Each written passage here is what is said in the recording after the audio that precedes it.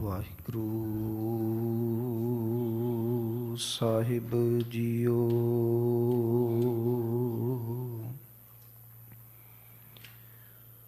ਨਾਹੂੰ ਜਤੀ ਸਤੀ ਨਹੀਂ ਪੜਿਆ, ਮੂਰਖ ਮੁਗਦਾ ਜਨਮ ਭਇਆ।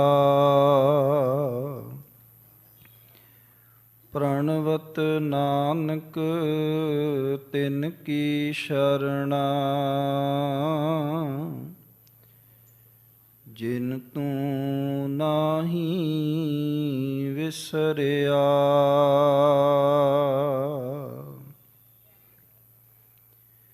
ਤੂੰ ਸੁਲਤਾਨ ਕਹਾਂ ਹੋ ਮੀਆਂ, ਤੇਰੀ ਕਵਨ ਵਡਾਈ।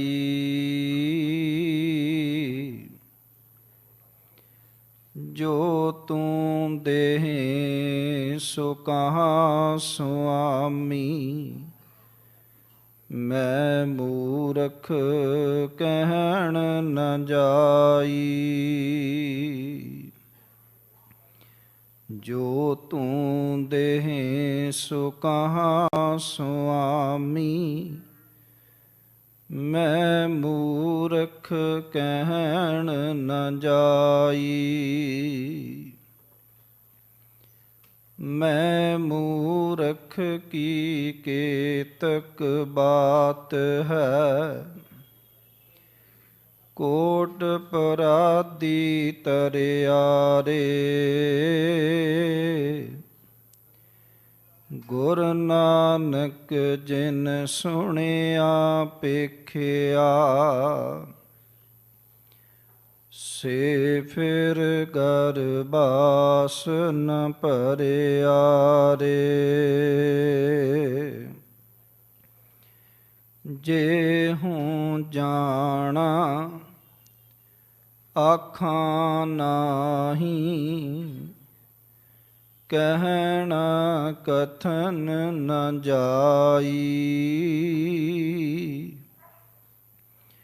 ਗੁਰਾ ਇਕ ਦੇਹ 부ਝਾਈ, ਸਭਨਾ ਜੀਆਂ ਕਾ ਇਕ ਦਾਤਾ। ਸੋ ਮੈਂ ਵਿਸਰ ਨ ਜਾਈ, ਸਭਨਾ ਜੀਆਂ ਕਾ ਇਕ ਦਾਤਾ। ਸੋ ਮੈਂ ਵਿਸਰ ਨ ਜਾਈ। ਪਰਮ ਸਨਮਾਨਯੋਗ ਜੁਗੋ ਜੁਗ ਅਟਲ,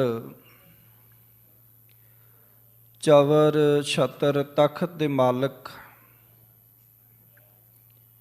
ਹਾਜ਼ਰਾ ਹਜ਼ੂਰ ਜ਼ਾਹਰਾ ਜ਼ਹੂਰ ਸਰਬ ਕਲਾਮ ਭਰਪੂਰ,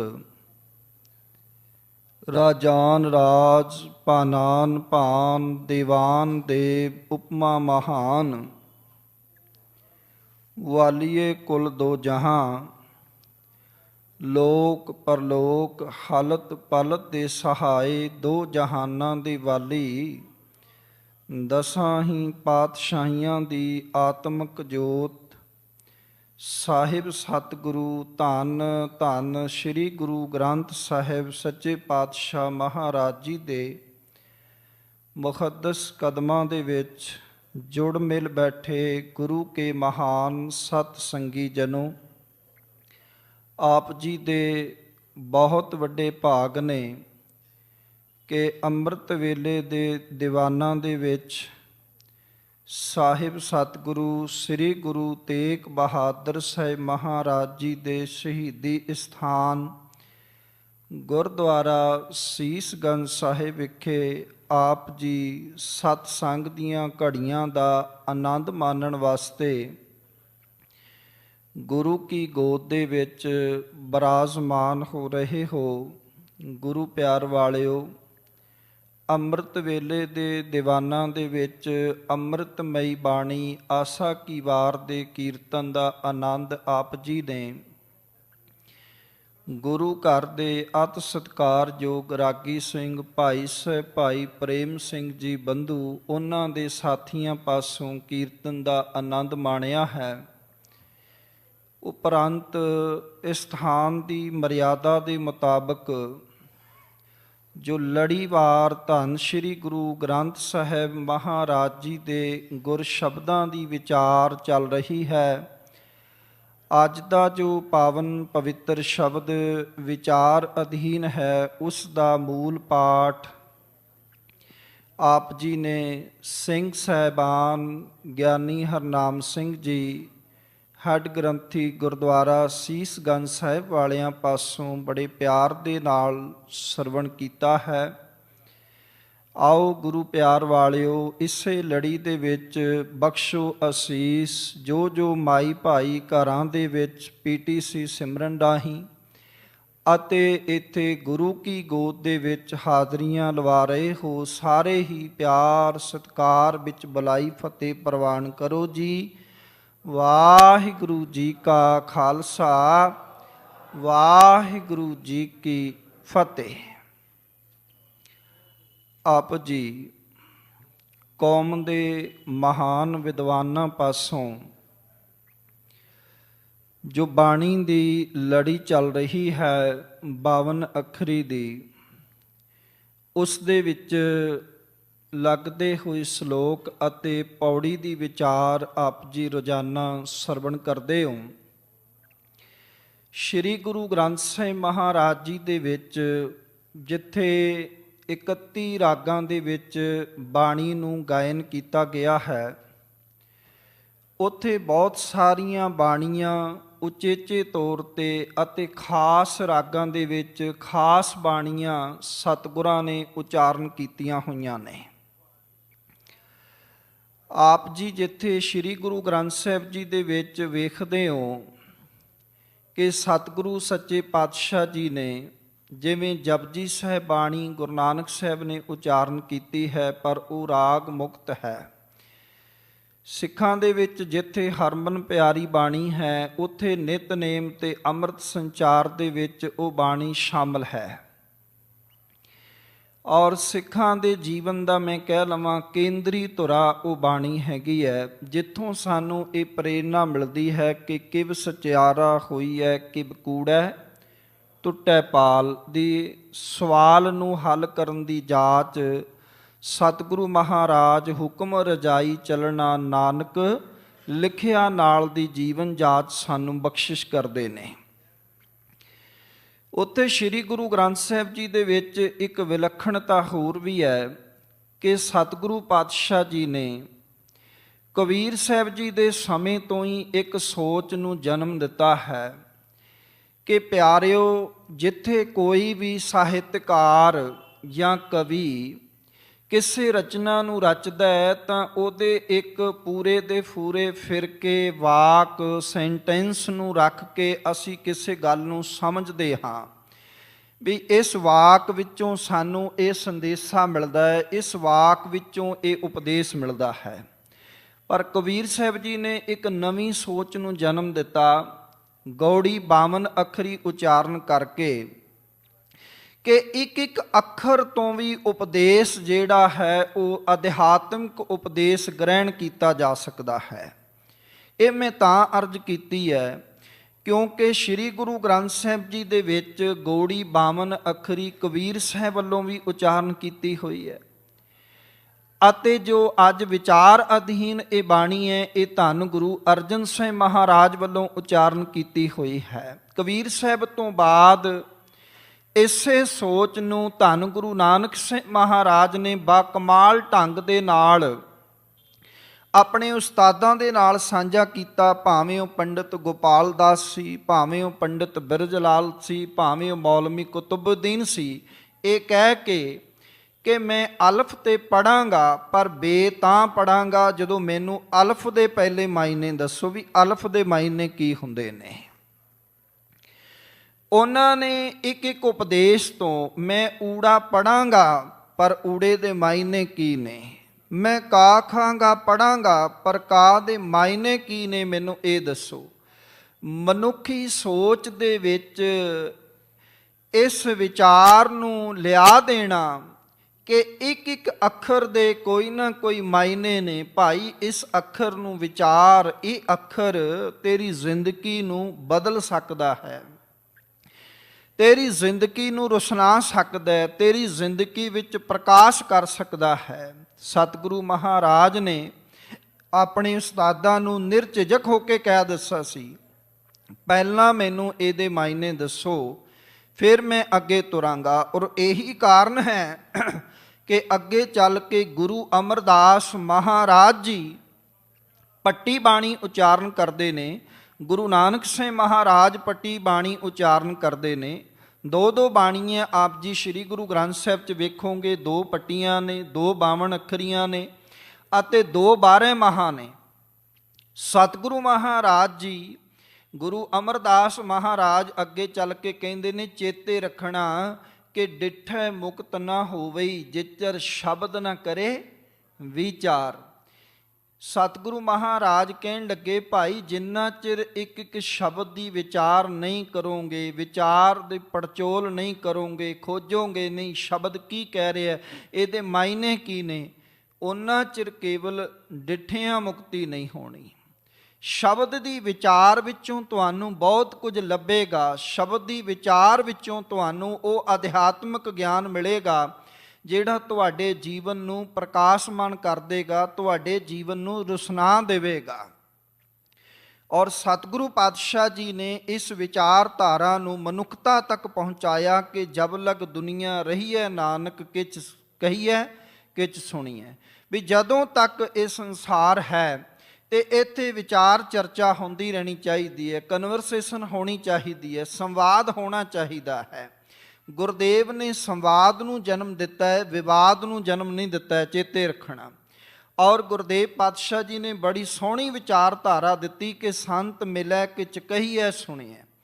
ਕੋਈ ਮਹਾਂਪੁਰਸ਼ ਮਿਲਦਾ ਹੈ ਤੇ ਉਹਦੇ ਨਾਲ ਵਿਚਾਰ ਚਰਚਾ ਕਰੋ, ਕੋਈ ਧਰਮੀ ਬੰਦਾ ਮਿਲਦਾ ਹੈ ਉਹਦੇ ਨਾਲ ਧਰਮ ਦੀ ਚਰਚਾ ਕਰੋ, ਪਰ ਮਿਲੈ ਅਸੰਤ ਮਸ਼ਟ ਕਰ ਰਹੀ ਹੈ।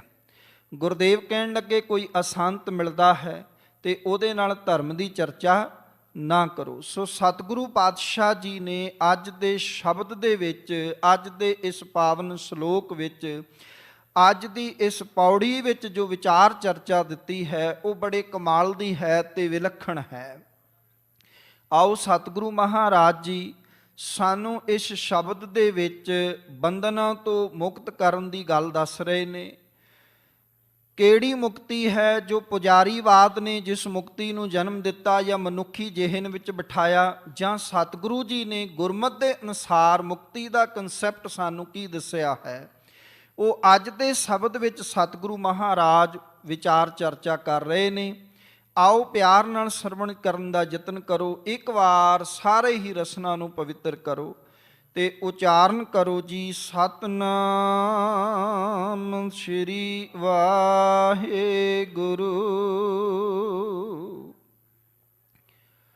ਸ਼ਲੋਕ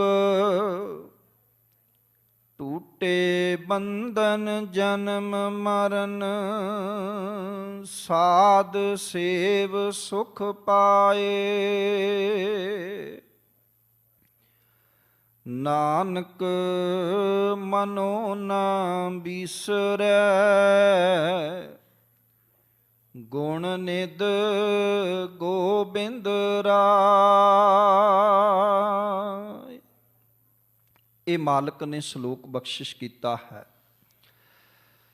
ਗੁਰਦੇਵ ਪਾਤਸ਼ਾਹ ਕਹਿਣ ਲੱਗੇ ਕਿ ਟੂਟੇ ਬੰਧਨ ਜਨਮ ਮਰਨ, ਸਾਧ ਸੇਵ ਸੁਖ ਪਾਹੇ। ਨਾਨਕ ਮਨੋ ਨਾ ਵਿਸਰੈ, ਗੁਣ ਨਿਧ ਗੋਬਿੰਦ ਗਾਏ।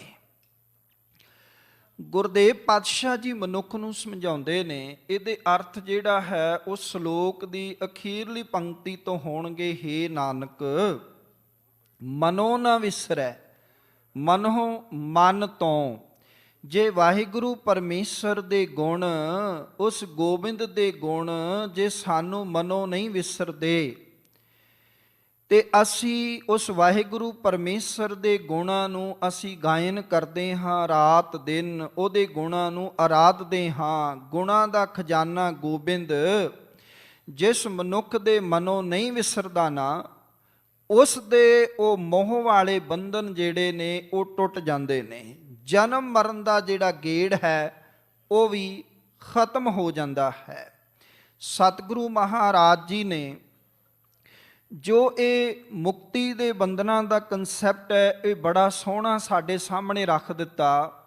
ਔਰ ਗੁਰਦੇਵ ਪਾਤਸ਼ਾਹ ਜੀ ਨੇ ਦੱਸ ਦਿੱਤਾ, ਭਾਈ ਜੇ ਇਸ ਮਨੁੱਖਾਂ ਦੇਹੀ ਵਿੱਚ ਰਹਿ ਕੇ ਤੂੰ ਗੋਬਿੰਦ ਦੇ ਗੁਣ ਗਾਇਨ ਕਰੇਗਾ ਤੇ ਮੁਕਤ ਹੋ ਸਕਦਾ ਹੈ। ਜੇ ਗੋਬਿੰਦ ਦੇ ਗੁਣ ਨਹੀਂ ਗਾਏ ਤਾਂ ਫਿਰ ਜਨਮ ਮਰਨ ਦੇ ਵਿੱਚ ਤੂੰ ਪੈ ਸਕਦਾ ਹੈਗਾ। ਫੈਸਲਾ ਤੇਰੇ ਆਪਣੇ ਉੱਤੇ ਹੈ, ਤੂੰ ਕਰਨਾ ਕੀ ਹੈ।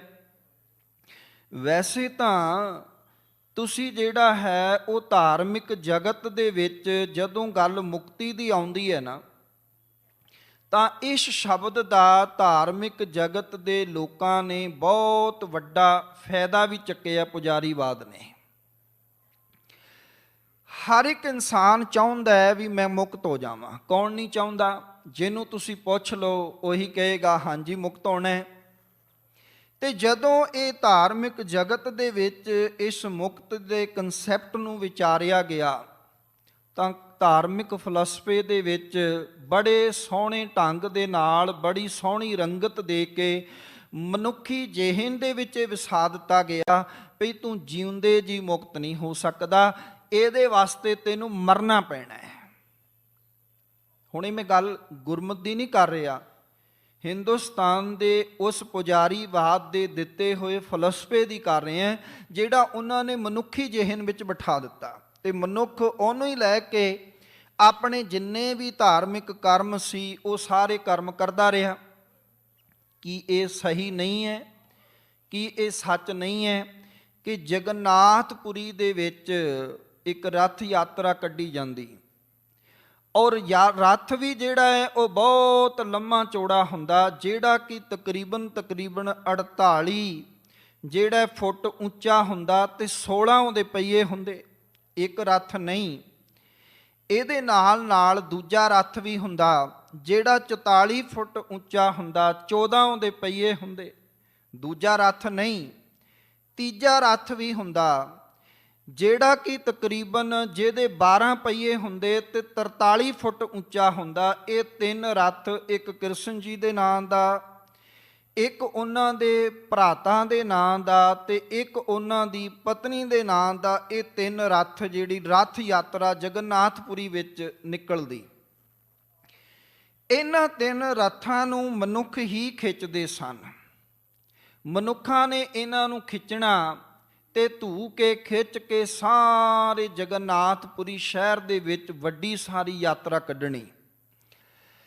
ਪੁਜਾਰੀਵਾਦ ਦੇ ਅਨੁਸਾਰ ਇਹ ਪ੍ਰਚਲਿਤ ਕੀਤਾ ਗਿਆ ਵੀ ਜਿਹੜਾ ਮਨੁੱਖ ਇਹਨਾਂ ਨੂੰ ਖਿੱਚਦਿਆਂ ਹੋਇਆਂ, ਧਾਰਮਿਕ ਯਾਤਰਾ ਕਰਦਿਆਂ ਹੋਇਆਂ ਇਹਨਾਂ ਰੱਥਾਂ ਦੇ ਹੇਠ ਆ ਕੇ ਆਪਣੇ ਪ੍ਰਾਣ ਤਿਆਗ ਦੇਵੇਗਾ, ਪ੍ਰਾਣਾਂ ਦੀ ਆਹੂਤੀ ਦੇ ਦੇਵੇਗਾ, ਜਾਂ ਕਹਿ ਲਈਏ ਉਹਦੇ ਪ੍ਰਾਣ ਚਲੇ ਜਾਣਗੇ, ਉਹ ਮੁਕਤੀ ਹਾਸਲ ਕਰ ਲਏਗਾ। ਇਹੀ ਹਿੰਦੁਸਤਾਨੀ ਫਲਸਫੇ ਵਿੱਚ ਲਿਖਿਆ ਹੋਇਆ। ਔਰ ਬਹੁਤ ਸਾਰੇ ਲੋਕ ਇਸ ਭਾਵਨਾ ਵਿੱਚ ਬਹਿ ਕੇ ਉੱਥੇ ਕਈ ਲੋਕ ਜਿਹੜੇ ਨੇ ਉਹ ਰੱਥ ਦੇ ਹੇਠ ਆ ਜਾਂਦੇ ਤੇ ਕਈਆਂ ਦੇ ਪ੍ਰਾਣ ਚਲੇ ਜਾਂਦੇ ਤੇ ਇੱਕੋ ਹੀ ਵਿਸ਼ਵਾਸ ਹੁੰਦਾ ਉਹਨਾਂ ਨੂੰ ਵੀ ਅਸੀਂ ਮੁਕਤ ਹੋ ਗਏ ਹਾਂ। ਕੀ ਇਹ ਮੁਕਤੀ ਹੈ? ਕਿ ਇਸ ਤਰ੍ਹਾਂ ਮੁਕਤ ਹਾਸਲ ਹੋ ਸਕਦੀ ਹੈ ਮਰਨ ਤੋਂ ਬਾਅਦ? ਇਹ ਆਪਾਂ ਗੁਰਮਤਿ ਨੂੰ ਪੁੱਛਾਂਗੇ, ਸ੍ਰੀ ਗੁਰੂ ਗ੍ਰੰਥ ਸਾਹਿਬ ਨੂੰ ਪੁੱਛਾਂਗੇ, ਭਗਤ ਸਾਹਿਬਾਨ ਨੂੰ ਪੁੱਛਾਂਗੇ। ਦੂਜੇ ਨੰਬਰ ਤੇ ਕੇਵਲ ਇੱਕ ਇਹੀ ਨਹੀਂ, ਦੂਜੇ ਨੰਬਰ ਤੇ ਮਨੁੱਖ ਦੀ ਇਸ ਮੁਕਤੀ ਦੇ ਕਨਸੈਪਟ ਨੂੰ ਲੈ ਕੇ ਜਿਹੜਾ ਪੁਜਾਰੀਵਾਦ ਨੇ ਹੋਰ ਵੀ ਇੱਕ ਗੱਲ ਪ੍ਰਚਲਿਤ ਕੀਤੀ ਹੋਈ ਸੀ ਕਿ ਜਿਹੜਾ ਬੰਦਾ ਕਾਂਸੀ ਆਏਗਾ ਤੇ ਕਾਂਸੀ ਆ ਕੇ ਇੱਕ ਖਾਸ ਰੁੱਖ ਦੇ ਥੱਲੇ ਤੇ ਉੱਥੇ ਆਰੇ ਦਾ ਪ੍ਰਬੰਧ ਕੀਤਾ ਹੋਇਆ ਹੈ ਤੇ ਉਸ ਆਰੇ ਦੇ ਥੱਲੇ ਆਪਣੇ ਆਪ ਨੂੰ ਚਿਰਵਾ ਲਏਗਾ ਤਾਂ ਉਹ ਮੁਕਤੀ ਹਾਸਲ ਹੋ ਸਕਦੀ ਹੈ। ਇਹ ਜੋ ਮੈਂ ਕਨਸੈਪਟ ਬੋਲ ਰਹੇ ਹਾਂ ਇਹ ਸ੍ਰੀ ਗੁਰੂ ਗ੍ਰੰਥ ਸਾਹਿਬ 'ਚ ਇਹਦੇ ਚਸ਼ਮੁਦੀਨ ਕਬੀਰ ਸਾਹਿਬ ਗਵਾਹ ਨੇ। ਤੇ ਗੁਰੂ ਨਾਨਕ ਸਾਹਿਬ ਮਹਾਰਾਜ ਉਹ ਪਹਿਲੀ ਉਦਾਸੀ ਵਿੱਚ 1510 ਦੇ ਵਿੱਚ ਉੜੀਸਾ ਦੇ ਵਿੱਚ ਜਿਹੜੇ ਜਗਨਨਾਥਪੁਰੀ ਉਹ ਗਏ ਨੇ, ਜਿੱਥੇ ਸਤਿਗੁਰੂ ਮਹਾਰਾਜ ਨੇ ਜਿਹੜਾ ਹੈ ਉਹ ਸਾਨੂੰ ਉੱਥੇ ਗगन में थाल रवचंद दीपक बने शब्द उच्चारण किया ਤੇ ਕਾਂਸੀ ਤਾਂ ਕਬੀਰ ਸਾਹਿਬ ਦਾ ਜੀਵਨ ਬਤੀਤ ਕੀਤਾ। ਕਾਂਸੀ ਕਬੀਰ ਸਾਹਿਬ ਕਹਿਣ ਲੱਗੇ ਮੇਰੇ ਸਾਹਮਣੇ ਇਹ ਸਭ ਕੁਝ ਹੁੰਦਾ ਰਿਹਾ। ਸਿਰਫ ਪੁਜਾਰੀਵਾਦ ਦੀ ਸੋਚ ਇੰਨੀ ਕੁ ਸੀ ਕਿ ਇਸ ਮਨੁੱਖ ਨੂੰ ਇਸ ਪਾਸੇ ਲਾ ਕੇ ਕਿ ਮਰਨ ਤੋਂ ਬਾਅਦ ਤੈਨੂੰ ਮੁਕਤੀ ਹੋ ਜਾਏਗੀ, ਤੇਰੇ ਕੋਲ ਜੋ ਕੁਝ ਸੋਨਾ ਹੈ, ਚਾਂਦੀ ਹੈ, ਜ਼ਮੀਨ ਹੈ, ਜਾਇਦਾਦ ਹੈ, ਦੌਲਤ ਹੈ, ਰੁਪਇਆ ਹੈ, ਪੈਸਾ ਹੈ, ਉਹ ਸਾਰਾ ਤੂੰ ਇੱਥੇ ਦਾਨ ਕਰ ਦੇ, ਆਪਣੇ ਆਪ ਨੂੰ ਜਿਹੜਾ ਆਰੇ ਨਾਲ ਚਲਵਾ ਲੈ, ਤਾਂ ਤੂੰ ਮੁਕਤ ਹੋ ਜਾਏਗਾ। ਔਰ ਇਹ ਮੁਕਤੀ ਦਾ ਕਨਸੈਪਟ ਕੇਵਲ ਦੋ ਥਾਂ ਤੇ ਖਤਮ ਨਹੀਂ ਹੁੰਦਾ। ਮਨੁੱਖ ਦੀ ਇਸ ਧਾਰਮਿਕ ਭਾਵਨਾ ਦਾ ਫਾਇਦਾ ਪੁਜਾਰੀਵਾਦ ਨੇ ਰੱਜ ਕੇ ਚੱਕਿਆ। ਉਹਨਾਂ ਨੇ ਮਨੁੱਖ ਨੂੰ ਜਿਹੜਾ ਹੋਰ ਵੀ ਉਲਝਾ ਦਿੱਤਾ ਵੀ ਇੱਕ ਖਾਸ ਥਾਂ ਤੇ ਕਿਸੇ ਨਦੀ ਕਿਨਾਰੇ ਪ੍ਰਾਣ ਤਿਆਗਣੇ ਤਾਂ ਮੁਕਤੀ ਹੋਏਗੀ। ਮਰਨ ਤੋਂ ਬਾਅਦ ਜੇ ਕਿਤੇ ਤੇਰਾ ਸੰਸਕਾਰ ਵੀ ਹੋ ਗਿਆ, ਪਹਿਲੀ ਗੱਲ ਤੇ ਇਹ ਹੈ ਕਿ ਕੋਸ਼ਿਸ਼ ਇਹ ਕਰਨੀ ਹੈ ਵੀ ਮਰਨਾ ਕਿਸੇ ਨਦੀ ਦੇ ਕਿਨਾਰੇ, ਸੰਸਕਾਰ ਫਿਰ ਤੂੰ ਕਿਸੇ ਖਾਸ ਨਦੀ ਦੇ ਕਿਨਾਰੇ ਕਰੇ। ਤੇ ਦੂਜੀ ਸੋਚ ਇਹ ਹੈ ਵੀ ਮਰਨ ਤੋਂ ਬਾਅਦ ਵੀ ਜੇ ਕਿਤੇ ਸਬਬ ਪਾ ਕੇ ਕੋਈ ਬੰਦਾ ਚੜ੍ਹਾਈ ਕਰ ਗਿਆ ਤੇ ਫੇਰ ਵੀ ਉਹਦੀਆਂ ਹੱਡੀਆਂ ਨੂੰ ਚੁਗ ਕੇ ਕਿਸੇ ਖਾਸ ਥਾਂ ਤੇ ਜਾ ਕੇ ਪਾਇਆ ਜਾਏ ਤਾਂ ਮੁਕਤੀ ਹਾਸਲ ਹੋਏਗੀ। ਇਹੀ ਹੈ ਨਾ, ਸਾਡੇ ਵੀ ਕਿਤੇ ਨਾ ਕਿਤੇ ਅਸੀਂ ਵੀ ਜਿਹੜਾ ਉਸ ਬ੍ਰਾਹਮਣੀ ਪ੍ਰਭਾਵ ਹੇਠ ਰਹੇ, ਭਾਵੇਂ ਰਹਿਤ ਮਰਿਆਦਾ ਨੇ ਕੋਰੀ ਨਾ ਕੀਤੀ, ਭਾਵੇਂ ਸਿੱਖ ਇਤਿਹਾਸ ਨੂੰ, ਸਿੱਖ ਫਲਸਫੇ ਨੂੰ, ਗੁਰਬਾਣੀ ਨੂੰ ਪੜ੍ਹ ਕੇ ਵੇਖੋਗੇ ਤੇ ਇੱਥੇ ਜਿਹੜਾ ਸਤਿਗੁਰੂ ਮਹਾਰਾਜ ਨੇ ਪਿੰਡ, ਪੱਤਲ, ਕਿਰਿਆ, ਦੀਵਾ, ਫੁੱਲ, ਹਰਸਰ, ਪਾਵੇ ਦੀ ਗੱਲ ਕੀਤੀ ਹੈ। ਪਰ ਸਾਡੀ ਸੋਚ ਵਿੱਚ ਵੀ ਇਹੀ ਹਜੇ ਤੱਕ ਹੈ ਵੀ ਮਰਨ ਤੋਂ ਬਾਅਦ ਪ੍ਰਾਣੀ ਨੂੰ ਮੁਕਤੀ ਜੇ ਮਿਲੇਗੀ ਤੇ ਕਿਉਂ ਨਾ ਇਹ ਪ੍ਰਾਣੀ ਜਿੱਥੇ ਮਰਜ਼ੀ ਚੜ੍ਹਾਈ ਕੀਤਾ ਜਾਏ, ਇਹਦੇ ਫੁੱਲ ਇੱਕ ਖਾਸ ਥਾਂ ਤੇ ਜਾ ਕੇ ਤਾਰੇ ਜਾਣ। ਕਿਉਂਕਿ ਸੋਚ ਇਹੀ ਹੈ ਕਿ ਭਈ ਜੇ ਅਸੀਂ ਉੱਥੇ ਜਾ ਕੇ ਫੁੱਲ ਨਾ ਤਾਰੇ ਫਲਾਣੀ ਨਦੀ ਤੇ ਖਬਰੇ ਮੁਕਤ ਨਾ ਹੋਵੇ। ਪਰ ਇਹ ਸਾਰਾ ਕੁਝ ਤਾਂ ਹੀ ਹੋਇਆ ਜਦੋਂ ਅਸੀਂ ਗੁਰੂ ਗ੍ਰੰਥ ਸਾਹਿਬ ਕੋਲ ਬੈਠੇ ਨਹੀਂ। ਅਸੀਂ ਜੇ ਧੰਨ ਸ਼੍ਰੀ ਗੁਰੂ ਗ੍ਰੰਥ ਸਾਹਿਬ ਕੋਲ ਬੈਠਦੇ ਫਿਰ ਸਾਨੂੰ ਇਹਨਾਂ ਬੰਧਨਾਂ ਦੇ ਚੱਕਰ 'ਚ ਪੈਣ ਦੀ ਲੋੜ ਹੀ ਨਹੀਂ ਸੀ। ਫਿਰ ਜਿਹੜਾ ਹੈ ਅਸੀਂ ਇਹਨਾਂ ਜਿਹੜਾ ਹੈ ਮੁਕਤੀ ਦੇ ਬੰਧਨਾਂ ਤੋਂ ਆਜ਼ਾਦ ਹੋ ਜਾਂਦੇ, ਕਿਉਂਕਿ ਸਾਨੂੰ ਸਪਸ਼ਟ ਗੁਰਬਾਣੀ ਦਾ ਉਪਦੇਸ਼ ਹੈ। ਸਤਿਗੁਰੂ ਮਹਾਰਾਜ ਕਹਿੰਦੇ ਨੇ ਮੁਕਤ ਬਪੜੀ ਭੀ ਗਿਆਨੀ ਤਿਆਗੈ। ਵੀ ਨੰਬਰ 1 ਤਾਂ ਜਿਹੜਾ ਗਿਆਨਵਾਨ ਪੁਰਸ਼ ਹੈ ਨਾ, ਜਿਹੜਾ ਸਿਆਣਾ ਪੁਰਸ਼ ਹੈ, ਉਹਨੇ ਇਸ ਮੁਕਤੀ ਦੇ ਕਨਸੈਪਟ ਨੂੰ ਹੀ ਤਿਆਗ ਦਿੱਤਾ ਹੈ। ਜਿਹੜਾ ਮਰਨ ਤੋਂ ਬਾਅਦ ਦਾ ਕਨਸੈਪਟ ਹੈ ਨਾ ਵੀ ਮਰਨ ਤੋਂ ਬਾਅਦ ਹੀ ਮੁਕਤੀ ਮਿਲਣੀ ਹੈ, ਸਤਿਗੁਰੂ ਕਹਿਣ ਲੱਗੇ ਇਹ ਗਿਆਨੀ ਨੇ ਤਿਆਗ ਦਿੱਤਾ, ਇਹ ਸੂਝਵਾਨ ਨੇ ਤਿਆਗ ਦਿੱਤਾ। ਕਿਉਂ ਤਿਆਗ ਦਿੱਤਾ? ਕਿਉਂਕਿ ਭਗਤ ਨਾਮਦੇਵ ਜੀ ਨੂੰ ਜਦੋਂ ਤੁਸੀਂ ਪੜ੍ਹੋਗੇ ਗੁਰਬਾਣੀ ਵਿੱਚੋਂ, ਭਗਤ ਫਿਲਾਸਫੀ ਨੂੰ ਪੜ੍ਹੋਗੇ ਤਾਂ ਭਗਤ ਫਿਲਾਸਫੀ ਇਹ ਕਹਿੰਦੀ ਹੈ, ਭਗਤ ਨਾਮਦੇਵ ਜੀ ਇਹ ਕਹਿੰਦੇ, ਇਹ ਸੰਸਾਰ ਦੇ ਲੋਕੋ ਆ ਜਿਹੜੇ ਪੁਜਾਰੀਵਾਦ ਦੇ ਪਿੱਛੇ ਲੱਗੇ ਫਿਰਦੇ ਨੇ, ਧਿਆਨ ਨਾਲ ਸੁਣੋ। ਕਹਿਣ ਲੱਗੇ ਇਹ ਪੁਜਾਰੀ ਤੁਹਾਨੂੰ ਮਰਨ ਤੋਂ ਬਾਅਦ ਦੀ ਮੁਕਤੀ ਦੀ ਗੱਲ ਕਰਦਾ ਹੈ। ਇੱਥੇ ਤਾਂ ਜਿਉਂਦੇ ਜੀ ਜੇ ਮਰਨ ਵਾਲੀ ਮੁਕਤੀ ਚਾਹੀਦੀ ਹੈ ਤਾਂ ਉਹ ਕਿਹਨੇ ਵੇਖੀ ਹੈ? ਸਾਨੂੰ ਨਹੀਂ ਚਾਹੀਦੀ ਮਰਨ ਤੋਂ ਬਾਅਦ ਮੁਕਤੀ। ਭਗਤ ਨਾਮਦੇਵ ਜੀ ਕਹਿੰਦੇ ਮੂਏ ਹੋਏ ਜੋ ਮੁਕਤ ਦਿਓਗੇ, ਮੁਕਤ ਨਾ ਜਾਣੇ ਕੋਇਲਾ। ਕਹਿਣ ਲੱਗੇ ਜੇ ਮਰੇ ਹੋਏ ਨੂੰ ਤੁਸੀਂ ਮੁਕਤ ਦਿਓਗੇ, ਮੁਕਤੀ ਦੀ ਗੱਲ ਕਰੋਗੇ, ਤੇ ਇਹ ਦੱਸੋ ਵੀ ਮਰਿਆ ਹੋਇਆ ਬੰਦਾ ਆ ਕੇ ਵੇਖੇਗਾ ਵੀ ਮੈਂ ਮੁਕਤ ਹੋਇਆ ਕਿ ਨਹੀਂ ਹੋਇਆ? ਉਹ ਜਾਣੇਗਾ। ਸਾਨੂੰ ਇਹ ਪੁਜਾਰੀਵਾਦ ਨੇ ਸਵਰਗ ਅਤੇ ਨਰਕ ਦੇ ਲਾਲਚਾਂ ਵਿੱਚ ਇਹੋ ਜਿਹਾ ਪਾ ਦਿੱਤਾ ਵੀ ਮਰਨ ਤੋਂ ਬਾਅਦ ਸਵਰਗ ਮਿਲੇਗਾ, ਮਰਨ ਤੋਂ ਬਾਅਦ ਨਰਕ ਮਿਲੇਗਾ, ਇਹ ਪੂਜਾ ਨਹੀਂ ਕੀਤੀ ਤੇ ਨਰਕ ਵਿੱਚ ਜਾਓਗੇ, ਇਹ ਵਾਲੀ ਪੂਜਾ ਨਹੀਂ ਕੀਤੀ ਤੇ ਸਵਰਗ ਵਿੱਚ ਜਾਓਗੇ। ਪਰ ਗੁਰਮਤਿ ਦਾ ਬੜਾ ਸੋਹਣਾ ਕਨਸੈਪਟ ਹੈ। ਹੁਣੇ ਹੀ ਸਵੇਰੇ ਆਸਾ ਕੀ ਵਾਰ ਦਾ ਕੀਰਤਨ ਹੋਇਆ, ਗੁਰੂ ਰਾਮਦਾਸ ਮਹਾਰਾਜ ਜੀ ਨੇ ਤਾਂ ਉਹਦੇ ਵਿੱਚ ਬਿਲਕੁਲ ਕਲੀਅਰ ਅੰਮ੍ਰਿਤ ਵੇਲੇ ਹੀ ਸਿੱਖਾਂ ਨੂੰ ਇਹ ਸਮਝਾ ਦਿੱਤਾ, ਜੀਵਨ ਮੁਕਤ ਸੋ ਆਖੀਐ ਮਰ ਜੀਵੈ ਮਰੀਆ। ਸਤਿਗੁਰੂ ਕਹਿਣ ਲੱਗੇ ਜੀਵਨ ਮੁਕਤ ਉਹ ਹੈ ਜਿਹੜਾ ਜਿਉਂਦੇ ਜੀ ਮਾਇਕ ਬੰਧਨਾਂ ਤੋਂ ਮੁਕਤ ਹੋ ਗਿਆ।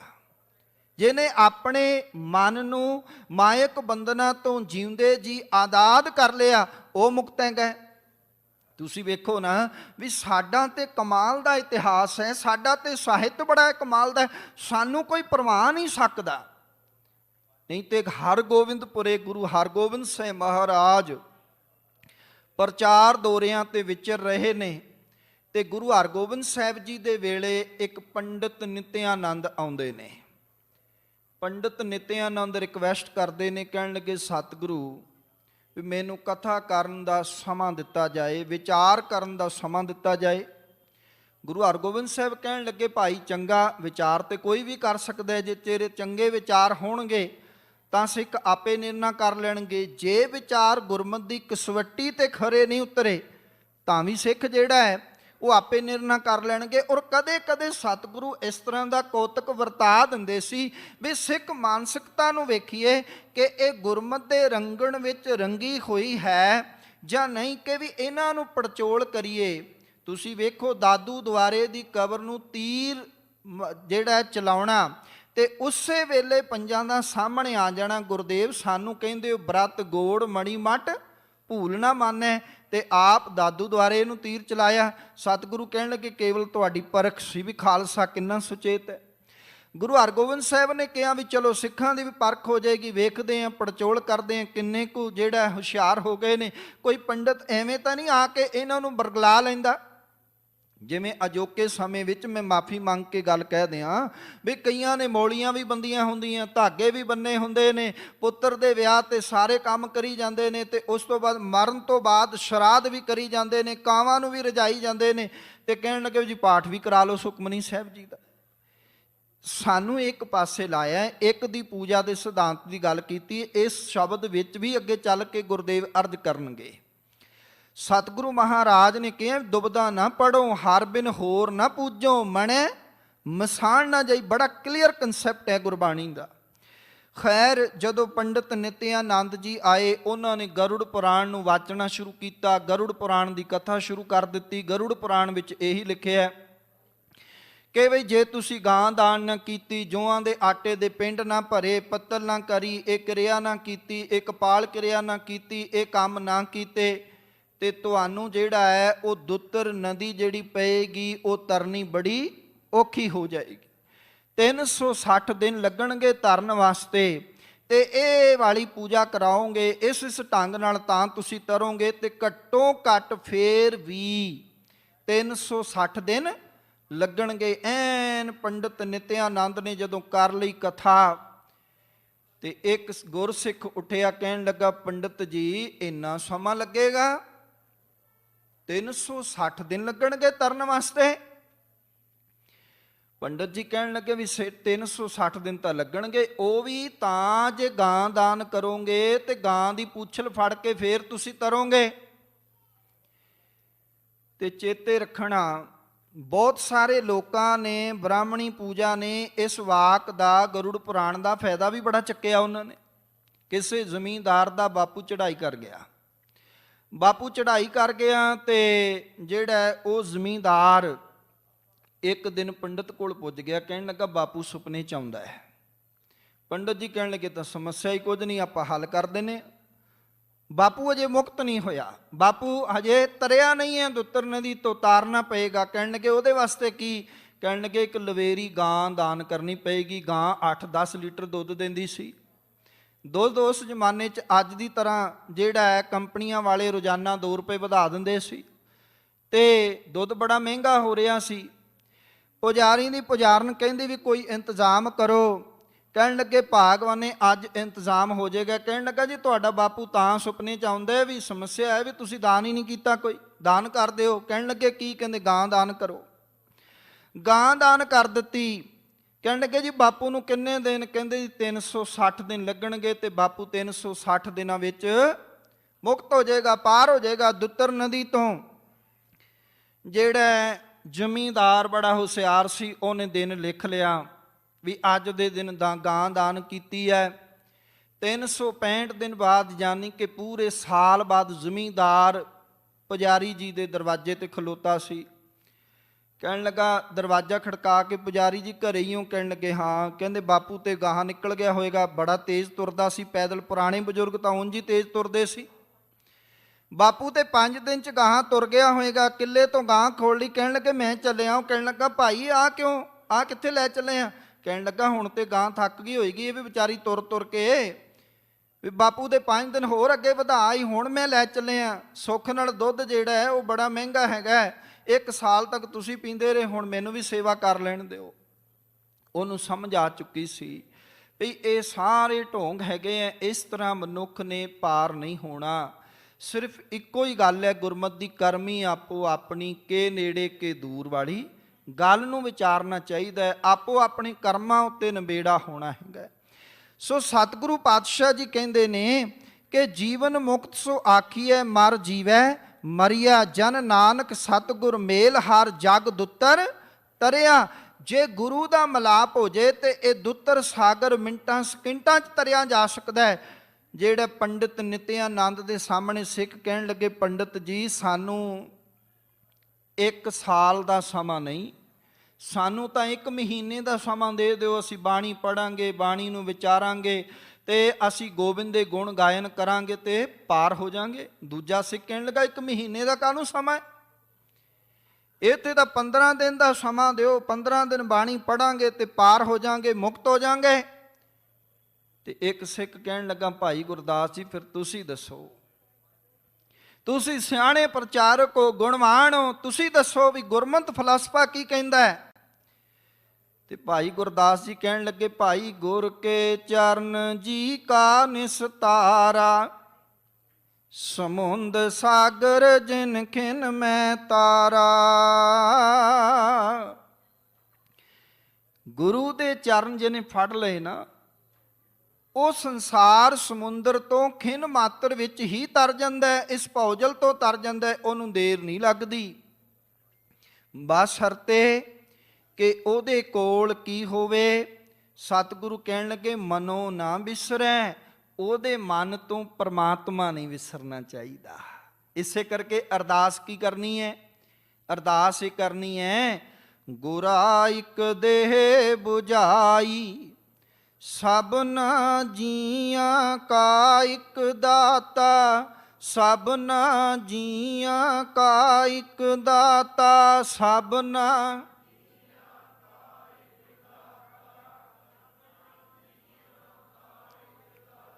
ਸਭਨਾ ਜੀਆਂ ਕਾ ਇਕ ਦਾਤਾ, ਸਭਨਾ ਜੀਆਂ ਕਾ ਇਕ ਦਾਤਾ।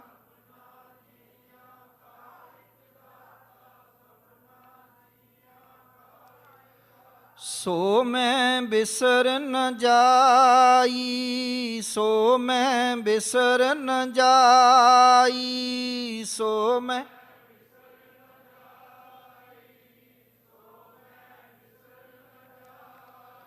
ਸੋ ਮੈਂ ਵਿਸਰ ਨ ਜਾਈ, ਸੋ ਮੈਂ ਵਿਸਰ ਨ ਜਾਈ, ਸੋ ਮੈਂ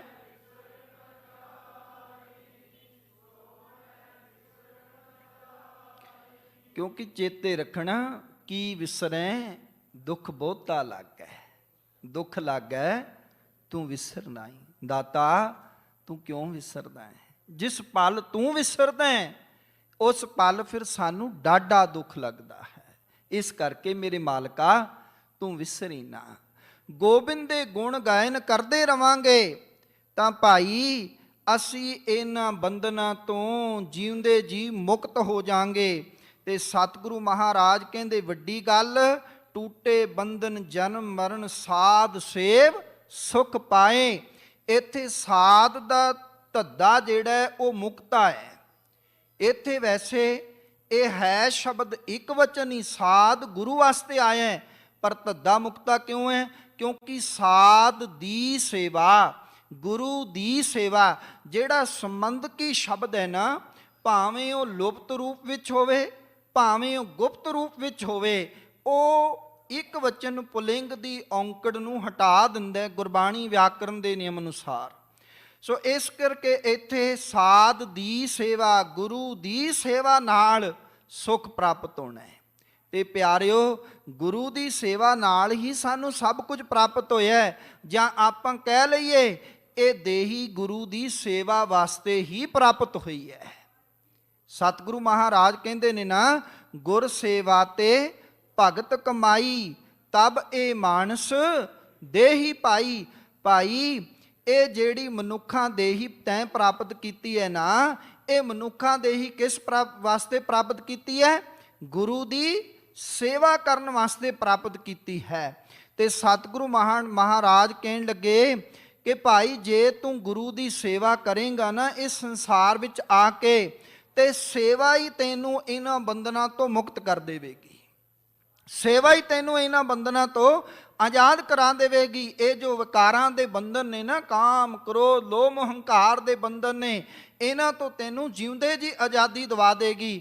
ਤੇਰੇ ਜੀਵਨ ਵਿੱਚ ਸੇਵਾ ਦਾ ਕਨਸੈਪਟ ਉੱਤਮ ਹੋਣਾ ਚਾਹੀਦਾ ਹੈ। ਗੁਰੂ ਘਰ ਨੇ ਯਾਦ ਰੱਖਣਾ, ਸਿੱਖ ਨੂੰ ਦੋ ਕਨਸੈਪਟ ਬੜੇ ਉੱਤਮ ਦਿੱਤੇ ਨੇ, ਇੱਕ ਸੇਵਾ ਦਾ ਤੇ ਦੂਜਾ ਸਿਮਰਨ ਦਾ। ਜਾਂ ਕਹਿ ਲਈਏ ਕਿ ਮਨੁੱਖੀ ਜੀਵਨ ਦੇ ਇਹ ਦੋ ਪਿੱਲਰ ਨੇ ਜਿਨ੍ਹਾਂ ਦੇ ਸਹਾਰੇ ਮਹੱਲ ਉਸਾਰਿਆ ਜਾ ਸਕਦਾ ਹੈ। ਜੇ ਸੇਵਾ ਨਹੀਂ, ਖਾਲੀ ਸਿਮਰਨ ਹੈ ਤਾਂ ਵੀ ਗੱਲ ਨਹੀਂ ਬਣਦੀ। ਜੇ ਖਾਲੀ ਜਿਹੜਾ ਉਹ ਸੇਵਾ ਹੀ ਹੈ ਤੇ ਸਿਮਰਨ ਨਹੀਂ ਹੈ ਤਾਂ ਵੀ ਗੱਲ ਨਹੀਂ ਬਣਦੀ। ਸਤਿਗੁਰੂ ਪਾਤਸ਼ਾਹ ਕਹਿਣ ਲੱਗੇ ਇਹ ਸੇਵਾ ਅਤੇ ਸਿਮਰਨ ਤੇਰੇ ਜੀਵਨ ਵਿੱਚ ਹੋਣਾ ਚਾਹੀਦਾ ਹੈ। ਤੇ ਪੌੜੀ ਵਿੱਚ ਸਤਿਗੁਰੂ ਜੀ ਨੇ ਇਸ ਗੱਲ ਦਾ ਖੁਲਾਸਾ ਕਰ ਦਿੱਤਾ ਬੜੇ ਸੋਹਣੇ ਢੰਗ ਨਾਲ। ਗੁਰਦੇਵ ਕਹਿਣ ਲੱਗੇ, ਵੇਖ ਪੌੜੀ ਟਹਿਲ ਕਰੂੰ ਤੋ ਏਕ ਕੀ, ਜਾਂ ਤੇ ਬਿਰਥਾ ਨਾ ਕੋਏ। ਇਹ ਟਹਿਲ ਸ਼ਬਦ ਜਿਹੜਾ ਹੈ ਨਾ, ਇਹ ਬੜਾ ਪਿਆਰਾ ਸ਼ਬਦ ਹੈ। ਟਹਿਲ ਸ਼ਬਦ ਪੁਰਾਤਨ ਗੁਰਸਿੱਖਾਂ ਦੇ ਵਿੱਚ ਬੋਲਿਆ ਜਾਂਦਾ ਸੀ। ਪੁਰਾਤਨ ਗੁਰਸਿੱਖ ਇਸ ਨੂੰ ਟਹਿਲ ਸੇਵਾ ਦੇ ਨਾਲ ਜੋੜਿਆ ਜਾਂਦਾ ਸੀ। ਅੱਜ ਅਸੀਂ ਬਹੁਤਾਤ ਵਿੱਚ ਸੇਵਾ ਜਿਹੜਾ ਹੈ ਉਹ ਕਰਦੇ ਹਾਂ। ਟਹਿਲ ਸੇਵਾ ਹੋਣੀ, ਮੁੱਠੀ ਚਾਪੀ ਕਰਨੀ। ਕਦੇ ਸਤਿਗੁਰਾਂ ਦੇ ਆਪਣੇ ਜੀਵਨ ਵਿੱਚ ਸੇਵਾ ਰਹੀ। ਤੁਸੀਂ ਭਾਵੇਂ ਪਹਿਲੇ ਸਤਿਗੁਰੂ ਜੀ ਤੋਂ ਲੈ ਕੇ ਤੇ 10ਵੇਂ ਜਾਮੇ ਤੱਕ ਸਤਿਗੁਰੂ ਜੀ ਜਦੋਂ ਸਰੀਰ ਰੂਪ ਵਿੱਚ ਵਿਚਰਦੇ ਰਹੇ ਤਾਂ ਵੀ ਬੜੇ ਕਮਾਲ ਦੀ ਸੇਵਾ ਕੀਤੀ ਹੈ। ਗੁਰਦੇਵ ਪਾਤਸ਼ਾਹ ਜੀ ਜੇ ਅੱਜ ਕਹਿ ਰਹੇ ਨੇ ਵੀ ਇੱਕ ਦੀ ਸੇਵਾ ਕਰੀਏ, ਜੇ ਇੱਕ ਦੇ ਦਰ ਦੀ ਸੇਵਾ ਕਰੋਗੇ ਤਾਂ ਖਾਲੀ ਨਹੀਂ ਮੋੜਨ ਦਿੰਦਾ, ਉਹ ਤੁਹਾਡੀਆਂ ਝੋਲੀਆਂ ਭਰ ਕੇ ਭੇਜੇਗਾ। ਗੱਜ ਕੇ ਆਖੋ ਸਤਨਾਮ ਸ੍ਰੀ ਵਾਹਿਗੁਰੂ। ਗੁਰੂ ਨਾਨਕ ਸਾਹਿਬ ਮਹਾਰਾਜ ਨੇ ਇੱਕ ਦੀ ਸੇਵਾ ਕੀਤੀ, ਜਿਹੜੀ ਲੋਕਾਈ ਭਾਂਤ ਭਾਂਤ ਦੇ ਢੰਗ ਦੇ ਨਾਲ ਮੁਕਤੀ ਦਾ ਰਾਹ ਲੱਭ ਰਹੀ ਸੀ। ਉਹਨਾਂ ਨੂੰ ਕਿਹਾ ਜਪੋ ਤਾਂ ਏਕੋ ਨਾਮਾ ਅਵਰ ਨਿਰਾਫਲ ਕਾਮਾ। ਇਹ ਵੀ ਇੱਕ ਜਪਾਉਣਾ, ਇਹ ਵੀ ਉਸ ਮਾਲਕ ਦੀ ਸੇਵਾ ਹੈ। ਧੰਨ ਗੁਰੂ ਨਾਨਕ ਸਾਹਿਬ ਮਹਾਰਾਜ ਜੀ ਤੋਂ ਲੈ ਕੇ ਧੰਨ ਗੁਰੂ ਅੰਗਦ ਸਾਹਿਬ ਮਹਾਰਾਜ ਨੇ 7 ਸਾਲ ਗੁਰਦੇਵ ਦੀ ਰੱਜ ਕੇ ਸੇਵਾ ਕੀਤੀ ਹੈ। ਤੇ 7 ਸਾਲ ਵਿੱਚ ਆਪਣੇ ਆਪ ਨੂੰ ਉਸ ਮੁਕਾਮ ਤੇ ਲੈ ਗਏ ਕਿ ਭਏ ਕਬੂਲ ਖਸਮ ਨਾਲ ਜਾਂ ਘਾਲ ਮਰਦੀ ਘਾਲੀ। 11 ਸਾਲ ਜਿਹੜਾ ਉਹ ਟਹਿਲ ਕਮਾਈ ਬਾਬਾ ਅਮਰਦਾਸ ਨੇ ਕਿ ਗੁਰੂ ਅਮਰਦਾਸ ਹੋ ਨਿਬੜੇ। ਯਾਦ ਰੱਖਣਾ, ਗੁਰੂ ਘਰ ਦੀ ਸੇਵਾ ਵਿੱਚ ਤੇ ਆਮ ਕਰਮ ਵਿੱਚ ਧਰਤੀ ਅਸਮਾਨ ਦਾ ਫਰਕ ਹੈ। ਭਾਈ ਲਹਿਣਾ ਜੀ ਵੀ ਰਾਤ ਨੂੰ ਵਸਤਰ ਧੋਂਦੇ ਨੇ ਤੇ ਧੋਬੀ ਵੀ ਵਸਤਰ ਧੋਂਦਾ ਹੈ, ਪਰ ਧੋਬੀ ਕੋਈ ਟਹਿਲ ਨਹੀਂ ਕਰ ਰਿਹਾ, ਉਹਦੇ ਬਦਲੇ ਉਹ ਮਾਇਆ ਲੈ ਰਿਹਾ, ਰੁਪਈਆ ਪੈਸਾ ਲੈ ਰਿਹਾ। ਤੇ ਇੱਧਰ ਕਹਿੰਦੇ ਨੇ ਜਦੋਂ ਭਾਈ ਲਹਿਣੇ ਨੇ ਅੱਧੀ ਰਾਤ ਨੂੰ ਵਸਤਰ ਧੋਤੇ ਤੇ ਸਿਆਣੇ ਕਹਿੰਦੇ ਸੂਰਜ ਚੜ੍ਹ ਆਇਆ। ਰਾਵੀ ਦਾ ਕਿਨਾਰਾ ਕਰਤਾਰਪੁਰ ਸਾਹਿਬ, ਤੇ ਇੱਧਰ ਅੱਧੀ ਰਾਤ ਨੂੰ ਭਾਈ ਲਹਿਣਾ ਜੀ ਵਸਤਰ ਧੋ ਰਹੇ ਨੇ ਤੇ ਸੂਰਜ ਚੜ੍ਹ ਰਿਹਾ ਹੈ। ਸਿਆਣੇ ਵਿਦਵਾਨ ਕਹਿਣ ਲੱਗੇ ਵੀ ਸੂਰਜ ਕਿਵੇਂ ਚੜ੍ਹ ਸਕਦਾ? ਇੱਕ ਤੇ ਅੱਧੀ ਰਾਤ ਕਹਿੰਦੇ ਹੋ, ਨਾਲੇ ਸੂਰਜ ਕਹਿ ਰਹੇ ਹੋ, ਤੇ ਫਿਰ ਵਿਦਵਾਨ ਵੀ ਗਲਤ ਨਹੀਂ ਹੋ ਸਕਦੇ। ਸੂਰਜ ਕਿਹੜਾ ਚੜਿਆ? ਸੂਰਜ ਤੇ ਚੜਿਆ, ਪਰ ਜਿਹੜਾ ਸੂਰਜ ਭੈ ਵਿੱਚ ਚੰਦ, ਭੈ ਵਿੱਚ ਸੂਰਜ, ਜਿਹੜਾ ਉਹ ਮਾਲਕ ਦੇ ਹੁਕਮ ਵਿੱਚ ਤੁਰਦਾ, ਉਹ ਹੁਕਮ ਅਦੂਲੀ ਕਿਵੇਂ ਕਰ ਗਿਆ ਉਦਣ? ਉਹ ਅੱਧੀ ਰਾਤ ਨੂੰ ਕਿਵੇਂ ਚੜ੍ਹ ਗਿਆ? ਕਿਉਂਕਿ ਸਾਖੀ ਤੇ ਸਾਰਿਆਂ ਨੇ ਸੁਣੀ ਹੈ ਨਾ ਵੀ ਅੱਧੀ ਰਾਤ ਨੂੰ ਵਸਤਰ ਧੋਣ ਦਾ ਹੁਕਮ ਹੋਇਆ ਤੇ ਭਾਈ ਲਹਿਣਾ ਜੀ ਨੇ ਧੋਣ ਚਲੇ ਗਏ। ਉਹਨਾਂ ਨੇ ਧੋਤੇ ਤੇ ਸੂਰਜ ਚੜ੍ਹ ਗਿਆ। ਤੇ ਗੁਰਬਾਣੀ ਨੂੰ ਪੁੱਛਦੇ ਹਾਂ, ਗੁਰਬਾਣੀ ਕਹਿੰਦੀ ਹੈ ਬਿਲਕੁਲ ਠੀਕ ਹੈ, ਸੂਰਜ ਚੜ੍ਹਿਆ, ਪਰ ਉਹ ਨਹੀਂ ਜਿਹੜਾ 6-7 ਵਜੇ ਚੜ੍ਹਦਾ ਹੈ। ਉਦਣ ਭਾਈ ਲਹਿਣੇ ਦੇ ਜ਼ਿੰਦਗੀ ਵਿੱਚ ਗਿਆਨ ਦਾ ਸੂਰਜ ਚੜ੍ਹਿਆ। दुख आराधन सुख आराधन बिसरै न काहू बेरा, नाम जपत कोट सूर उजारो बिनसै ਭਰਮ ਅੰਧੇਰਾ। ਉਦਨ ਜ਼ਿੰਦਗੀ ਦਾ ਭਰਮਾਂ ਦਾ ਕਰਮ ਕਾਂਡਾਂ ਦਾ ਹਨੇਰਾ ਦੂਰ ਹੋ ਗਿਆ। ਕਹਿਣ ਲੱਗੇ ਗਿਆਨ ਦਾ ਪ੍ਰਕਾਸ਼ ਹੋ ਗਿਆ। ਯਾਦ ਰੱਖਣਾ, ਕੋਈ ਗਾਗਰ ਨਾਲ ਪਾਣੀ ਤਾਂ ਅਮੀਰਾਂ ਦੇ ਵੀ ਢੋਂਦੇ ਸੀ ਝਿਓਰ। ਇੱਕ ਬਰਾਦਰੀ ਇਸ ਤਰ੍ਹਾਂ ਦੀ ਸੀ ਜਿਹੜੀ ਪਾਣੀ ਢੋਂਦੀ ਸੀ, ਪਰ ਕੁਝ ਪ੍ਰਸ਼ਾਦੇ ਦੀ ਖਾਤਰ, ਕੁਝ ਜਿਹੜੇ ਮਾਇਆ ਦੀ ਖਾਤਰ। ਇੱਥੇ ਬਾਬਾ ਜੀ ਨੇ ਸੇਵਾ ਕੀਤੀ ਹੈ ਨਿਸ਼ਕਾਮ ਹੋ ਕੇ। 11 ਸਾਲ ਗਾਗਰ ਢੋਈ ਹੈ ਤੇ ਮੇਰੇ ਮਾਲਕ ਨੇ ਉਦਣ ਕਹਿ ਦਿੱਤਾ, ਇਹ ਗਾਗਰ ਤੁਹਾਨੂੰ ਸੰਸਾਰ ਵਿੱਚ ਬਾਬਾ ਜੀ ਹੁਣ ਉਜਾਗਰ ਕਰ ਦੇਵੇਗੀ। ਗੁਰੂ ਅਮਰਦਾਸ ਮਹਾਰਾਜ ਜੀ ਨੇ ਐਸੀ ਟਹਿਲ ਕਮਾਈ, ਇੱਕ ਗੁਰੂ ਦੇ ਹੋ ਕੇ ਸੇਵਾ ਕੀਤੀ ਹੈ ਤੇ ਸੰਸਾਰ ਨੇ ਅੱਜ ਗੁਰੂ ਅਮਰਦਾਸ ਮਹਾਰਾਜ ਨੂੰ ਜਿਹੜਾ ਹੈ ਉਹਨਾਂ ਨੂੰ ਪਾਰ ਬ੍ਰਹਮ ਕਰਕੇ ਜਾਣ ਕੇ ਨਮਸਕਾਰ ਕੀਤੀ। ਤੇ ਧੰਨ ਗੁਰੂ ਰਾਮਦਾਸ ਮਹਾਰਾਜ ਜੀ ਨੇ ਗੁਰੂ ਦੇ ਦਰ ਤੇ ਟੋਕਰੀਆਂ ਢੋਈਆਂ। ਮਜ਼ਦੂਰ ਵੀ ਬਾਹਰ ਟੋਕਰੀਆਂ ਢੋਂਦੇ ਨੇ ਮਿੱਟੀ ਦੀਆਂ, ਪਰ ਗੁਰੂ ਰਾਮਦਾਸ ਮਹਾਰਾਜ ਨੇ ਜਿਹੜੀ ਟੋਕਰੀ ਢੋਈ ਉਹ ਸੇਵਾ ਦੀ ਸੀ। ਤੇ ਉਹ ਇਹੋ ਜਿਹੀ ਸੇਵਾ ਦੀ ਸੀ, ਕੇਵਲ ਉਹ ਮਿੱਟੀ ਨਾਲ ਭਰੀ ਹੋਈ ਨਹੀਂ ਸੀ। ਜਿੱਦਣ ਬਾਬਾ ਅਮਰਦਾਸ ਨੂੰ ਪੁੱਛਿਆ ਉਦਣ ਕਿਹਾ ਸੀ, ਇਹ ਮਿੱਟੀ ਨਹੀਂ, ਇਹ ਕੇਸਰ ਤੇ ਚੰਦਨ ਦਾ ਛਿੜਕਾਅ ਹੈ। ਗੁਰੂ ਰਾਮਦਾਸ ਮਹਾਰਾਜ ਨੇ ਉਹ ਸੇਵਾ ਕੀਤੀ ਗੁਰੂ ਦਰ ਤੇ ਕਿ ਉਹਨਾਂ ਨੂੰ ਪਾਰ ਬ੍ਰਹਮ ਕਰ ਨਮਸਕਾਰਿਆ। ਪਿਆਰਿਓ, ਸੇਵਾ ਜਿਹੜੀ ਹੈ ਉਹ ਭਾਈ ਮੰਝ ਨੂੰ ਪੁੱਛੋ ਕੀ ਹੈ। ਜਿੱਦਣ ਗੁਰੂ ਸੀਨੇ ਨਾਲ ਲਾ ਕੇ ਕਹਿੰਦੇ, ਮੰਝ ਪਿਆਰਾ ਗੁਰੂ ਕੋ ਗੁਰ ਮੰਝ ਪਿਆਰਾ, ਮੰਝ ਗੁਰੂ ਕਾ ਬੋਹਿ ਤਾ ਜਗ ਲੰਘਣ ਹਾਰਾ। ਸੇਵਾ ਕੀ ਹੈ ਇਹ ਪੁੱਛਣੀ ਹੈ ਤੇ ਭਾਈ ਕਲਿਆਣਾ ਜੀ ਨੂੰ ਪੁੱਛੋ। ਸੇਵਾ ਪੁੱਛਣੀ ਹੈ ਤੇ ਤੁਸੀਂ ਭਾਈ ਬਿਧੀ ਚੰਦ ਨੂੰ ਪੁੱਛੋ। ਸੇਵਾ ਪੁੱਛਣੀ ਹੈ ਬਾਬਾ ਫੇਰੂਮਲ ਨੂੰ ਪੁੱਛੋ, ਜਿਨ੍ਹਾਂ ਨੂੰ ਸੱਚੀ ਦਾੜੀ ਦਾ ਖਿਤਾਬ ਪ੍ਰਾਪਤ ਹੋਇਆ। ਸੇਵਾ ਪੁੱਛਣੀ ਹੈ ਭਾਈ ਕਨਈਏ ਜੀ ਨੂੰ ਪੁੱਛੋ।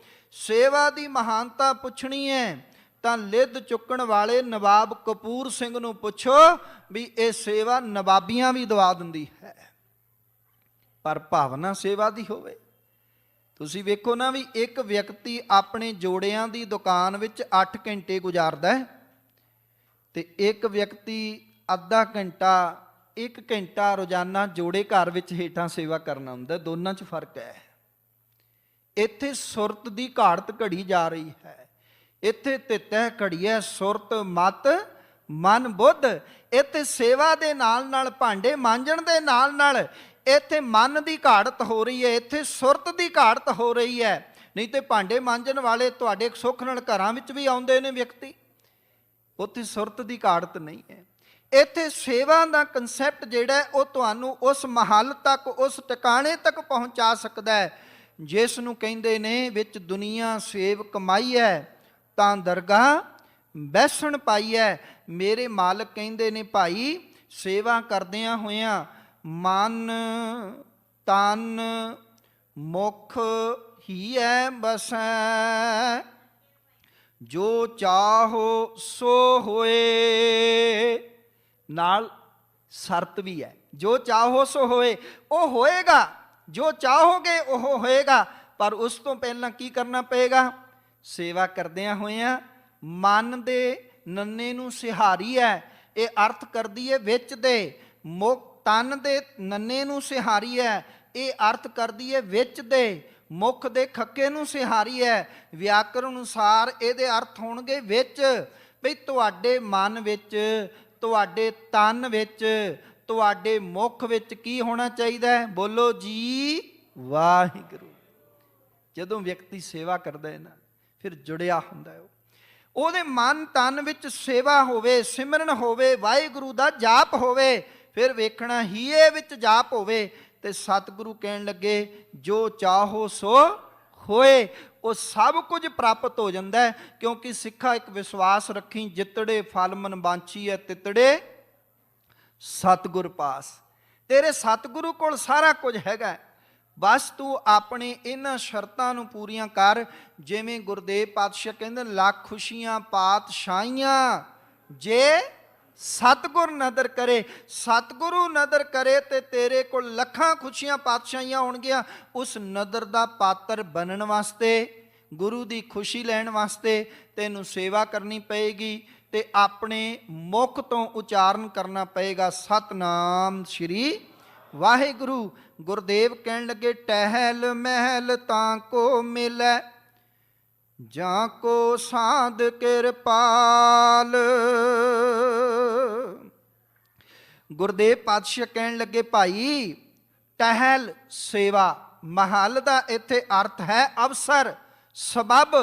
ਚੇਤੇ ਰੱਖਣਾ ਇਹ ਸੇਵਾ ਅਤੇ ਸੇਵਾ ਕਰਨ ਦਾ ਸਬਬ ਵੀ ਇਹ ਹਰ ਕਿਸੇ ਨੂੰ ਨਹੀਂ ਮਿਲਦਾ।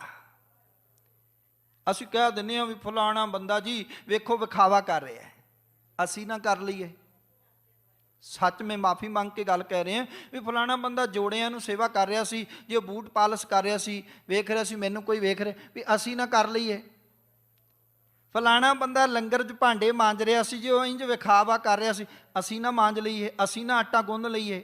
ਆ ਜਦੋਂ ਮਸ਼ੀਨਾਂ ਨਹੀਂ ਸੀ ਆਈਆਂ, ਪਹਿਲਾਂ 100-100 ਕਿਲੋ ਆਟਾ ਇਕੱਲਾ ਹੀ ਬੰਦਾ ਗੁੰਨ ਦਿੰਦਾ ਸੀ ਗੁਰੂ ਘਰਾਂ 'ਚ ਆ ਕੇ। ਸਤਿਗੁਰੂ ਕਹਿਣ ਲੱਗੇ ਇਹ ਜਿਹੜਾ ਹੈ ਨਾ ਭਾਗਾਂ ਦੀ ਨਿਸ਼ਾਨੀ ਹੈ। ਇਹ ਟਹਿਲ ਮਹਿਲ ਤਾਂ ਕੋ ਮਿਲੈ, ਜਾਂ ਕੋ ਸਾਧ ਕਿਰਪਾਲ। ਜਿਸ ਉੱਤੇ ਗੁਰੂ ਕਿਰਪਾਲੂ ਹੁੰਦਾ ਹੈ ਨਾ, ਉਹਨੂੰ ਸੇਵਾ ਮਿਲਦੀ ਹੈ। ਸਾਧੂ ਸੰਗਤ ਤੋ ਬਸੈ, ਜੋ ਆਪਨ ਹੋਏ ਦਿਆਲ। ਉਹ ਮਾਲਕ ਦਿਆਵਾਨ ਹੋ ਜਾਏ ਤਾਂ ਭਾਈ ਫਿਰ ਗੁਰੂ ਦੀ ਸੰਗਤ ਵਿੱਚ ਉਹ ਵਸਦਾ ਹੈ ਤੇ ਗੁਰੂ ਦੀ ਸੰਗਤ ਵਿੱਚ ਰਹਿ ਕੇ ਉਹ ਸੇਵਾ ਕਰਦਾ ਹੈ। ਜਿਵੇਂ ਆਪਾਂ ਪਿਛਲੀਆਂ ਉਦਾਹਰਨਾਂ ਦੇਖੀਆਂ ਵੀ ਜਿਨ੍ਹਾਂ ਦੇ ਭਾਗਾਂ ਸੀ ਗੁਰੂ ਦੀ ਸੰਗਤ ਮਿਲੀ, ਉਹਨਾਂ ਨੂੰ ਭਾਈ ਮੰਝ ਵਰਗਿਆਂ ਨੂੰ, ਉਹਨਾਂ ਨੇ ਸੇਵਾ ਕੀਤੀ। ਤੇ ਸੰਗਤ ਵੀ ਬਿਨ ਭਾਗਾਂ ਸਤ ਸੰਗ ਨ ਲੱਭੈ, ਬਿਨ ਸੰਗਤ ਮੈਲ ਭਰੀਜੈ ਜੀਓ। ਗੁਰਦੇਵ ਕਹਿੰਦੇ ਨੇ ਟੋਹੇ ਟਾਹੇ ਬਹੁ ਭਵਨ, ਬਿਨ ਨਾਵੇਂ ਸੁਖ ਨਾਹੀ। ਟਲੈ ਜਮ ਕੇ ਦੂਤ ਤੇ, ਜੋ ਸਾਧੂ ਸੰਗ ਸਮਾਹੇ। ਤੇ ਗੁਰੂ ਪਾਤਸ਼ਾਹ ਕਹਿੰਦੇ ਨੇ ਭਾਈ ਚੇਤੇ ਰੱਖਣਾ, ਸਭ ਕੁਝ ਟੋਲ ਕੇ ਵੇਖ ਲਿਆ, ਸਭ ਕੁਝ ਪੜਖ ਪੜਚੋਲ ਕੇ ਵੇਖ ਲਿਆ, ਬਿਨ ਨਾਵੇਂ ਸੁਖ ਨਾਏ। ਨਾਮ ਤੋਂ ਬਿਨਾਂ ਜੀਵਨ ਵਿੱਚ ਸੁਖ ਨਹੀਂ, ਸੇਵਾ ਤੋਂ ਬਿਨਾਂ ਜੀਵਨ ਵਿੱਚ ਸੁਖ ਨਹੀਂ। ਸਤਿਗੁਰੂ ਕਹਿਣ ਲੱਗੇ ਜਿੱਥੇ ਨਾਮ ਹੈ, ਜਿੱਥੇ ਸੇਵਾ ਹੈ, ਉੱਥੇ ਜਮ ਦੇ ਦੂਤ ਵੀ ਟਲ ਜਾਂਦੇ ਨੇ, ਉੱਥੇ ਜਮ ਦੇ ਦੂਤ ਵੀ ਟਲ ਜਾਂਦੇ ਨੇ। ਸਤਿਗੁਰੂ ਕਹਿਣ ਲੱਗੇ ਜੇ ਸਾਧੂ ਸੰਗ ਸਮਾਹੇ, ਭਾਈ ਜੇ ਗੁਰੂ ਦੇ ਨਾਲ ਰਹਿ ਕੇ ਗੁਰੂ ਵਿੱਚ ਹੀ ਲੀਨ ਹੋ ਜਾਈਏ, ਗੁਰੂ ਦੇ ਗੁਣਾਂ ਨੂੰ ਗਾਇਨ ਕਰਦਿਆਂ ਕਰਦਿਆਂ ਜਿਹੜਾ ਉਹ ਇਹੋ ਜਿਹੇ ਲੀਨ ਹੋ ਜਾਈਏ ਕਿ ਗੁਰੂ ਦਾ ਰੂਪ ਹੀ ਹੋ ਜਾਈਏ। ਭਾਈ ਲਹਿਣਾ ਜੀ ਉਸ ਗੁਰੂ ਦਾ ਰੂਪ ਹੋ ਗਏ। ਗੁਰੂ ਨੇ ਆਪਣੇ ਸੀਨੇ ਨਾਲ ਲਾਇਆ, ਥਾਪੜਾ ਦਿੱਤਾ, ਕਿਹਾ ਅੱਜ ਤੋਂ ਬਾਅਦ ਕੇਵਲ ਤੁਸੀਂ ਲਹਿਣਾ ਨਹੀਂ, ਤੁਸੀਂ ਗੁਰੂ ਅੰਗਦ ਸਾਹਿਬ, ਗੁਰੂ ਅੰਗਦ ਦਾ ਰੂਪ ਹੋ। ਜਿਹਨੂੰ ਆਪਾਂ ਪੜ੍ਹਦੇ ਹਾਂ ਜੋਤ ਰੂਪ ਹਰ ਆਪ, ਗੁਰੂ ਨਾਨਕ ਕਹਾਇਓ ਤਾਂ ਤੇ ਅੰਗਦ ਭਇਓ, ਤਤ ਸਿਓ ਤਤ ਮਿਲਾਇਓ। ਇਹ ਸੇਵਾ ਦੀ ਬਖਸ਼ਿਸ਼ ਸੀ। ਤੇ ਗੁਰਦੇਵ ਪਾਤਸ਼ਾਹ ਅਖੀਰ ਵਿੱਚ ਕਹਿਣ ਲੱਗੇ ਪਿਆਰਿਓ, ਜਿਸ ਗੁਰੂ ਦੇ ਦਰ ਦੀ ਸੇਵਾ ਕੀਤੀ ਹੈ ਇੰਨਾ ਕੁਝ ਪ੍ਰਾਪਤ ਹੁੰਦਾ, ਜੀਵਨ ਮੁਕਤ ਬੰਦਾ ਹੋ ਜਾਂਦਾ, ਜਿਉਂਦੇ ਜੀ ਮੁਕਤ ਹੋ ਜਾਂਦਾ ਵਿਕਾਰਾਂ ਤੋਂ। ਉਹਨੂੰ ਮਰਨ ਤੋਂ ਬਾਅਦ ਮੁਕਤੀ ਦੀ ਲਾਲਸਾ ਨਹੀਂ ਰਹਿੰਦੀ। ਫਿਰ ਤੇ ਸਾਨੂੰ ਉਸ ਗੁਰੂ ਤੋਂ ਸਦਕੇ ਜਾਣਾ ਚਾਹੀਦਾ ਹੈ, ਕੁਰਬਾਨ ਜਾਣਾ ਚਾਹੀਦਾ ਹੈ, ਬਲਿਹਾਰ ਜਾਣਾ ਚਾਹੀਦਾ ਹੈ। ਤੇ ਗੁਰਦੇਵ ਕਹਿਣ ਲੱਗੇ ਬਾਰ ਬਾਰ ਜਾਉ ਸੰਤ ਸਦਕੇ, ਮੈਂ ਆਪਣੇ ਗੁਰੂ ਤੋਂ ਬਾਰ ਬਾਰ ਬਲਿਹਾਰ ਜਾਣਾ, ਸਦਕੇ ਜਾਉਣਾ। ਨਾਨਕ ਪਾਪ ਬਿਨਾਸੈ ਕਦ ਕੇ। ਸਤਿਗੁਰੂ ਮਹਾਰਾਜ ਕਹਿਣ ਲੱਗੇ ਭਾਈ ਜਿਹੜਾ ਮਨੁੱਖ ਗੁਰੂ ਦੇ ਦਰ ਤੇ ਆ ਡਿੱਗਦਾ, ਗੁਰੂ ਦੀ ਸ਼ਰਨ ਆਉਂਦਾ, ਉਸ ਦੇ ਕਈ ਜਨਮਾਂ ਦੇ ਕੀਤੇ ਮੰਦੇ ਕਰਮਾਂ ਦੇ ਸੰਸਕਾਰ ਨਾਸ ਹੋ ਜਾਂਦੇ ਨੇ। ਪਿਆਰਿਓ ਜਿਹੜਾ ਸੇਵਾ ਕਰਦਾ ਹੈ, ਸਿਮਰਨ ਕਰਦਾ ਹੈ, ਉਹਦੇ ਭਾਵੇਂ ਕਈ ਜਨਮਾਂ ਦੇ ਮੰਦੇ ਕਰਮ ਹੋਣ, ਉਹ ਗੁਰੂ ਐਡਾ ਸਮਰੱਥ ਹੈ ਕਿ ਲੱਖ ਮੜੀਆਂ ਕਰ ਏਕਟੇ ਇੱਕ ਰਤੀ ਲੈ ਭਾਏ। ਨਾਮ ਅਤੇ ਸੇਵਾ ਕਰਕੇ ਉਹਦੇ ਕਰੋੜਾਂ ਜਨਮਾਂ ਦੇ ਪਾਪਾਂ ਨੂੰ ਜਿਹੜਾ ਤਬਦੀਲ ਕਰਕੇ, ਉਹਨਾਂ ਨੂੰ ਨਾਸ਼ ਕਰਕੇ ਉਸ ਮਨੁੱਖ ਦਾ ਜੀਵਨ ਪਵਿੱਤਰ ਕਰ ਦਿੰਦਾ ਹੈ। ਸਤਿਗੁਰੂ ਕਿਰਪਾ ਕਰਨ, ਸਾਨੂੰ ਆਪਣੇ ਦਰ ਘਰ ਦੀ ਟਹਿਲ ਸੇਵਾ ਕਰਨ ਦਾ ਬਲ ਉਦਮ ਬਖਸ਼ਿਸ਼ ਕਰਨ। ਸਤਿਕਾਰਯੋਗ ਸਿੰਘ ਸਾਹਿਬ ਰੋਜ਼ਾਨਾ ਤੁਹਾਨੂੰ ਪ੍ਰੇਰਨਾ ਦਿੰਦੇ ਨੇ। ਗੁਰੂ ਤੇਗ ਬਹਾਦਰ ਸਾਹਿਬ ਦੇ ਦਰ ਦੀਆਂ ਸੇਵਾਵਾਂ ਚੱਲ ਰਹੀਆਂ ਹੈਗੀਆਂ। ਜਿਹੜੀਆਂ ਸੇਵਾਵਾਂ ਹਜੇ ਅਧੂਰੀਆਂ ਨੇ ਉਹਨਾਂ ਨੂੰ ਆਪ ਸੰਗਤਾਂ ਦੇ ਸਹਿਯੋਗ ਨਾਲ ਪੂਰਨ ਕੀਤਾ ਜਾ ਸਕਦਾ ਹੈ। ਆਪ ਜੀ ਗਿਆਨੀ ਜੀ ਦੇ ਸਹਿਯੋਗ ਨਾਲ, ਦਿੱਲੀ ਸਿੱਖ ਗੁਰਦੁਆਰਾ ਪ੍ਰਬੰਧਕ ਕਮੇਟੀ ਦੇ ਸਹਿਯੋਗ ਨਾਲ ਇਹਨਾਂ ਸੇਵਾਵਾਂ ਵਿੱਚ ਹਿੱਸਾ ਪਾਓ। ਤੇ ਸਭ ਤੋਂ ਅਖੀਰ ਵਿੱਚ ਬੇਨਤੀ ਹੈ, ਭਾਈ ਗੁਰਦਾਸ ਜੀ ਕਹਿੰਦੇ ਸਭ ਤੋਂ ਉੱਤਮ ਸੇਵਾ ਹੈ ਜੈਸੇ ਸਤ ਮੰਦਰ ਕੰਚਨ ਕੇ ਉਸਾਰ ਦੀਨੇ, ਤੈਸਾ ਪੁੰਨ ਇੱਕ ਗੁਰਸਿੱਖੋ ਸ਼ਬਦ ਸਿਖਾਏ ਕਾ। ਕੋਸ਼ਿਸ਼ ਕਰਿਆ ਕਰੋ ਪੰਜਾਬੀ ਆਪ ਪੜ੍ਹੋ, ਆਪਣੇ ਬੱਚਿਆਂ ਨੂੰ ਪੜ੍ਹਾਓ, ਆਪਣੇ ਆਲੇ ਦੁਆਲੇ ਪੰਜਾਬੀ ਪੜ੍ਹਾਓ, ਸਹਿਜ ਪਾਠ ਸਾਹਿਬ ਦੇ ਨਾਲ ਜੁੜੋ। ਇਹ ਸਭ ਤੋਂ ਉੱਤਮ ਸੇਵਾ ਹੈ। ਕਿਸੇ ਨੂੰ ਇੱਕ ਸ਼ਬਦ ਵੀ ਸਿਖਾ ਦਿਓਗੇ ਤੇ ਸੱਤ ਮੰਦਰ ਸਮਝੋ ਸੋਨੇ ਦੇ ਕੰਚਨ ਦੇ ਉਸਾਰ ਦਿੱਤੇ। ਗੁਰੂ ਕਿਰਪਾ ਕਰੇ ਜੀ। ਇੰਨੀਆਂ ਬੇਨਤੀਆਂ ਪ੍ਰਵਾਨ ਕਰ ਲੈਣੀਆਂ। ਦਿੱਲੀ ਸਿੱਖ ਗੁਰਦੁਆਰਾ ਪ੍ਰਬੰਧਕ ਕਮੇਟੀ, ਧਰਮ ਪ੍ਰਚਾਰ ਕਮੇਟੀ ਦਾ ਸਾਰਿਆਂ ਦਾ ਧੰਨਵਾਦ। ਤੇ ਖਾਸ ਧੰਨਵਾਦ ਹੈ ਸਿੰਘ ਸਾਹਿਬ ਗਿਆਨੀ ਹਰਨਾਮ ਸਿੰਘ ਜੀ ਦਾ, ਜਿਹੜੇ ਅਥਾਹ ਪਿਆਰ ਨਾਲ ਨਿਵਾਸਦੇ ਨੇ ਜੀ। ਹੋਈਆਂ ਭੁੱਲਾਂ ਦੀ ਖਿਮਾ ਜੀ। ਬੁਲਾਓ ਫਤਿਹ। ਵਾਹਿਗੁਰੂ ਜੀ ਕਾ ਖਾਲਸਾ, ਵਾਹਿਗੁਰੂ ਜੀ ਕੀ ਫਤਿਹ।